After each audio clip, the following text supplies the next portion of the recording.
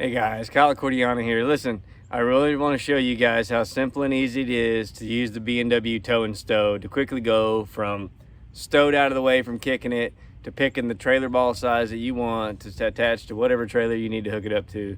So it's really simple. Let me show you how to do it. So let me show you how simple this is. So right now our Tow Stow is in the stowed position. It's up out of the way so you're not going to kick it with your shins or knees when you're walking by. And it's controlled by 3 simple pins. So this is simple to do. You've got your cotter pins. You pull these out of all 3 pins here.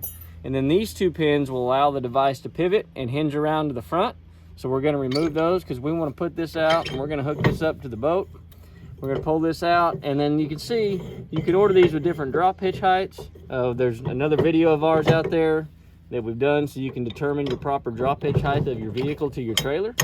But you're just going to swing this around to your proper drop hitch height. You're going to stick these 2 pins in here. You'll stick your cotter pins back in on this side. And I'm just going to place them there for video purposes because I'm about to tow this back around. And then this pin here, when it's in the rear hole, see there's 2 holes here. When it's in the rear hole here, it's for when you got it in the stow position. So now we're going to pick which trailer ball we want.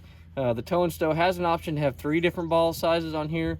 We just have 2. We just have the 2 5/16 and the 2-inch.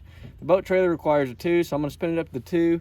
And once you've selected which ball you want, you're going to use this front hole here to lock it into place. So you simply go from the rear to the front.